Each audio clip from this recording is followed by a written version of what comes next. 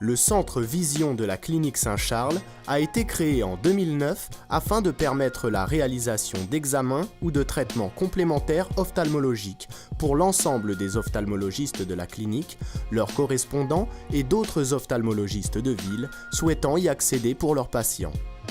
La prise en charge de la dégénérescence maculaire liée à l'âge et autres pathologies rétiniennes médicales y a été particulièrement développée, avec un circuit patient allant jusqu'au traitement et une prise en charge individualisée.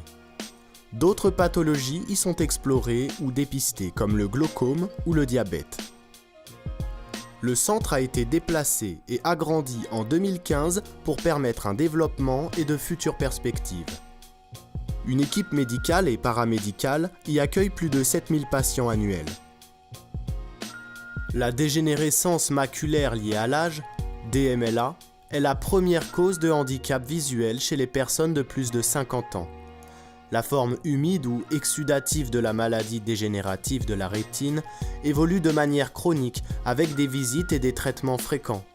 La prise en charge doit être organisée pour permettre à ces patients souvent âgés une contrainte et des déplacements les moins fréquents possibles. Le patient est d'abord accueilli avec les différentes fiches d'information préalablement envoyées lors du rendez-vous, qui sont recueillies pour créer un dossier médical.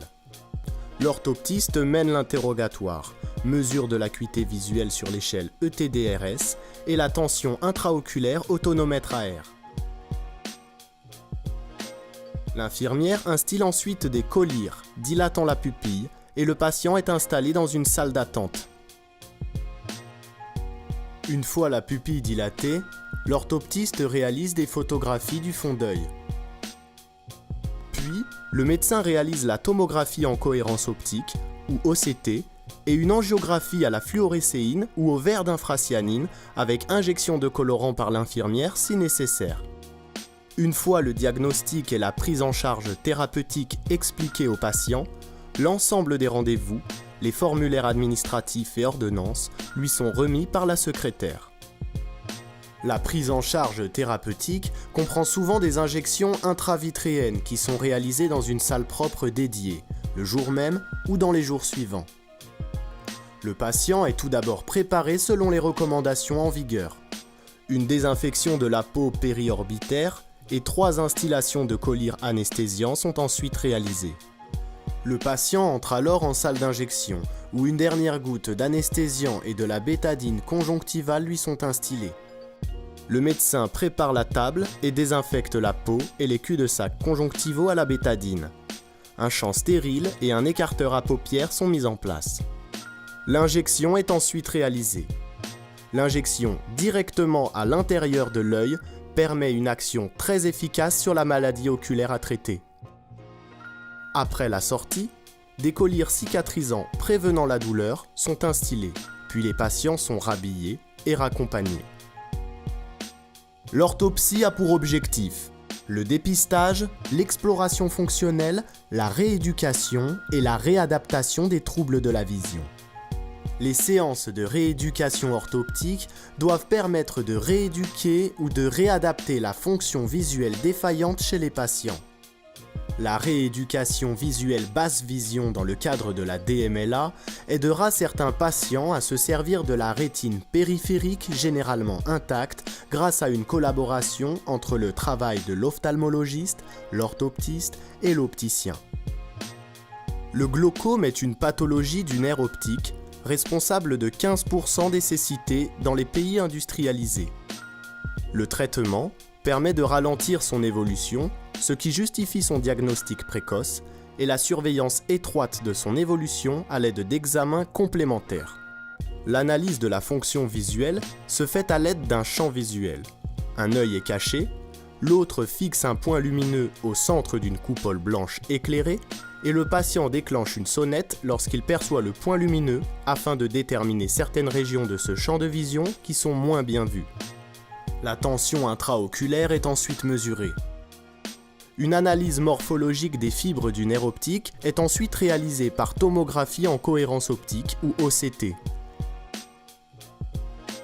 L'ophtalmologiste confronte enfin les données cliniques et des différents examens pour réaliser son diagnostic et initier ou adapter un traitement.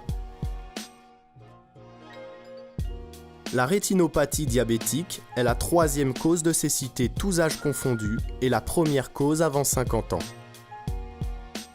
En France, environ 1000 personnes deviennent aveugles chaque année du fait d'une rétinopathie diabétique, alors que dans les pays qui ont un programme de dépistage codifié, le risque de cécité est réduit quasiment à zéro.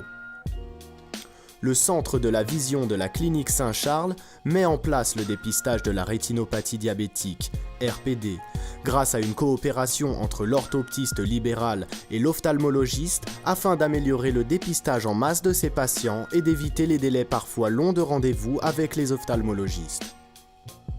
Dans cette prise en charge, le médecin prescripteur remet au patient une ordonnance de rétinographie et le patient prend un rendez-vous auprès de l'orthoptiste pour faire cet examen. L'orthoptiste réalise les rétinographies et transmet les clichés par une boîte email sécurisée au médecin ophtalmologue qui les regardera secondairement en dehors de la présence du patient.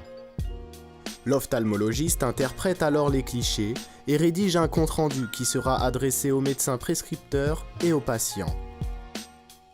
En cas de pathologie, le patient sera revu en consultation par l'ophtalmologiste pour une éventuelle prise en charge thérapeutique par laser ou par injection intravitréenne. Il est également possible de réaliser sur place des lasers YAG et des lasers argon vert.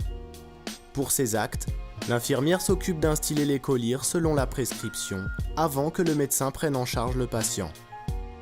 Ces lasers permettent le traitement d'affections ophtalmologiques, comme par exemple l'opacification de la capsule postérieure, les angles irido-cornéens étroits et les déchirures rétiniennes. Grâce au plateau technique du Centre de la Vision et à la présence de 2 salles propres, un certain nombre de gestes techniques et chirurgicaux peuvent y être réalisés. Contrairement à un bloc opératoire, la prise en charge se fait sous anesthésie locale stricte avec un circuit court.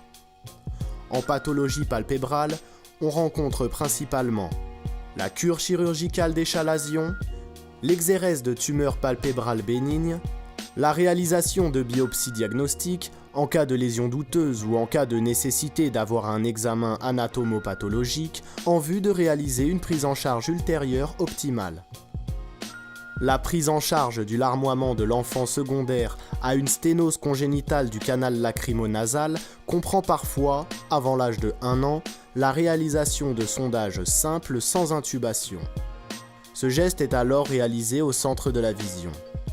Enfin, depuis 2011, le traitement médical du blépharospasme est également pris en charge dans notre établissement. Dans cette forme localisée de dystonie entraînant la fermeture intense des paupières, le traitement repose avant tout sur des injections de toxine botulique A, qui doivent être répétées régulièrement, à peu près tous les 3 mois.